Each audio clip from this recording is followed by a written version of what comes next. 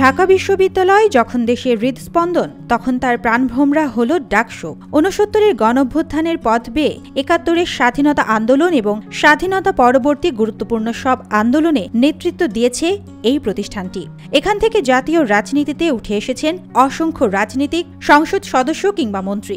সামনেই ডাকসু নির্বাচন, এই নিয়ে চলছে নানা আলোচনা সমালোচনা। কে হবেন পরবর্তী ডাকসু ভিপি? ঢাকা বিশ্ববিদ্যালয় ছাত্র সংসদের গোড়াপত্তন হয় ১৯২৩-২৪ শিক্ষাবর্ষে। তখন নাম ছিল ঢাকা বিশ্ববিদ্যালয় ছাত্র সংসদ। ১৯৫৩-৫৪ সালে গঠনতন্ত্র সংশোধন করে ঢাকা বিশ্ববিদ্যালয় কেন্দ্রীয় ছাত্র সংসদ অর্থাৎ ডাকসু নাম দেওয়া হয়। প্রতিবছর নির্বাচনের কথা থাকলেও স্বাধীনতার পর থেকে এ পর্যন্ত ডাকসু নির্বাচন হয়েছে মাত্র ৭ বার। সর্বশেষ নির্বাচন হয়েছিল ২০১৯ সালে। অবশেষে দীর্ঘ অচলাবস্থার অবসান হতে চলেছে আগামী ৯ সেপ্টেম্বর, যেখানে নির্বাচন অনুষ্ঠিত হবে ৬টি নিরপেক্ষ কেন্দ্র থেকে। চলুন দেখে আসি ৩৭ বার অনুষ্ঠিত হওয়া নির্বাচনের ডাকসুর নেতারা এখন কে কোথায় আছেন, আর রাজনীতিতে তাদের অবদান কতটুকু। ২০১৮ সালের কোটা সংস্কার আন্দোলনে নুরুল হক নূর ছিলেন এক ঝাঁকসানো নেতৃত্বের প্রতীক। দেশের ছাত্র সমাজের মধ্যে তার প্রভাব এতটাই প্রবল ছিল যে তাকে এই আন্দোলনের মুখ্য নেতা হিসেবে সকলেই চেনেন।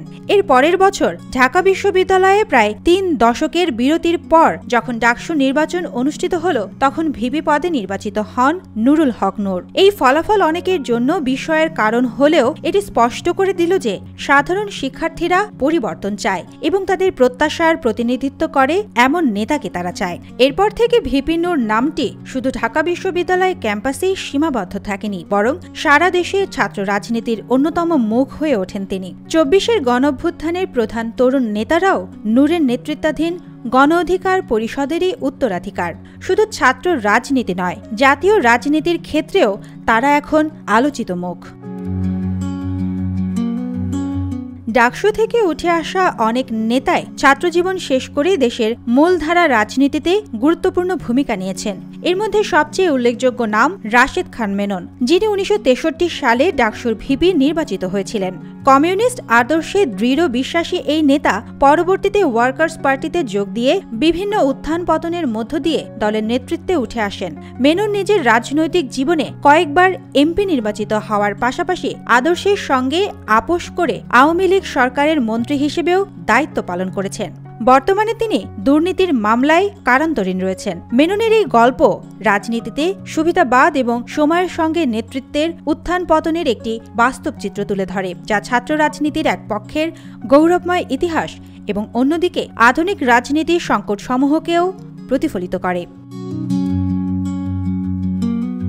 ডাকসু থেকে জাতীয় রাজনীতিতে উঠে আসা আরেক হেভিওয়েট নেতার নাম হল আ.স.ম. আব্দুর রব। ১৯৭০ সালে ডাকসু ভিপি হিসেবে দায়িত্ব পালন করা সাবেক এই ছাত্রলীগ নেতা বর্তমানে জাতীয় সমাজতান্ত্রিক দল জেএসডির সভাপতি হিসেবে নিয়োজিত আছেন। বর্তমানে রাজনৈতিক অঙ্গনে সক্রিয় ভূমিকা বজায় রেখেছেন এই রাজনীতিবিদ।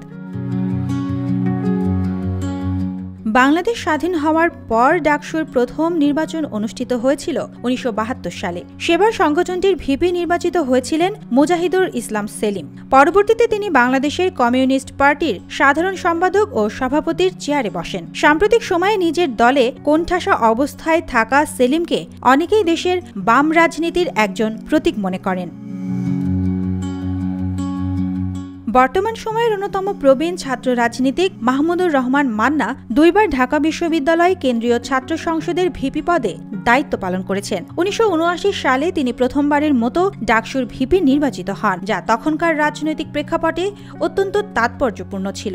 পরের বছর আবারও ঢাকা বিশ্ববিদ্যালয়ের শিক্ষার্থীদের বিশাল সমর্থন নিয়ে টানা দ্বিতীয়বার ভিপি নির্বাচিত হওয়া মান্নার এই অর্জন ডাকসু নির্বাচনের ইতিহাসে বিরল একটি ঘটনা হিসেবে গণ্য হয়। ছাত্রজীবন শেষে তিনি মূলধারার রাজনীতিতে পা রেখে নিজেকে এক শক্তিশালী রাজনৈতিক ব্যক্তিত্ব হিসেবে প্রতিষ্ঠিত করেন।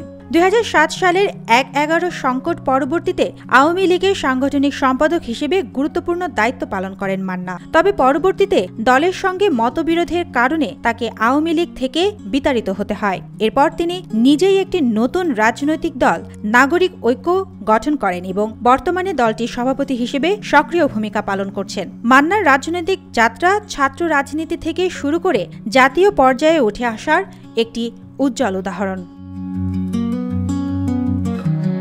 জিয়াউদ্দিন বাবলু নামে আর এক ছাত্রনেতা শুরুর দিকে জাসদ বাসদের রাজনীতিতে যুক্ত ছিলেন। 80-র দশকের শুরুতে ডাকসুর জিএস থাকা অবস্থায় এরশাদের দলে যোগ দিয়ে ব্যাপক আলোচনার জন্ম দিয়েছিলেন। এরশাদের শাসনামলে উপমন্ত্রীর দায়িত্ব পালন করেন তিনি, কিন্তু এরপর দীর্ঘদিন ধরে রাজনীতি করলেও রাজনীতিতে নিজের অবস্থান ধরে রাখতে পারেননি তিনি। 1988 সালে ডাকসু ভিপি সুলতান মোহাম্মদ মনসুর আহমেদ আওয়ামী লীগের রাজনীতিতে জড়িত থেকে কেন্দ্রীয় সাংগঠনিক সম্পাদকের দায়িত্ব পেলেও আলো ছড়াতে পারেননি তেমন। বর্তমানে রাজনীতির প্রদীপের বাইরে সে সময়ের জিএস ডক্টর মুশতাক হোসেনও রাজনীতিতে ব্রাত্যজন হয়েই টিকে আছেন। বাংলাদেশ জাসদের নেতা তিনি। এরশাদ বিরোধী আন্দোলনের সময় বর্তমানের বিএনপি নেতা আমানুল্লাহ আমান ছিলেন ছাত্রদের অন্যতম নেতৃত্ব দানকারী মুখ। ডাকসুর ভিপি হওয়ার সুবাদে ঐতিহাসিক সর্বদলীয় ছাত্র ঐক্যের প্রধান নেতায় পরিণত হন তিনি। তবে আমান আজকের বিএনপিতে মধ্যম সারির নেতা হয়ে আছেন। এই দীর্ঘ ইতিহাস উত্থান পতন আর বিতর্কের ভিড়ে দাঁড়িয়ে আছে আগামী 9 সেপ্টেম্বরের ডাকসু নির্বাচন। প্রজন্ম বদলেছে, প্রযুক্তি বদলেছে, কিন্তু ছাত্র রাজনীতির প্রতি মানুষের প্রত্যাশা কি বদলেছে? হয়তো বদলেছে রূপ, কিন্তু মূল আকাঙ্ক্ষা এখনো একই। একজন নেতা যিনি শুধু বক্তব্যে নয়, কর্মে দেখাবেন সততা, সাহস আর দূরদৃষ্টি।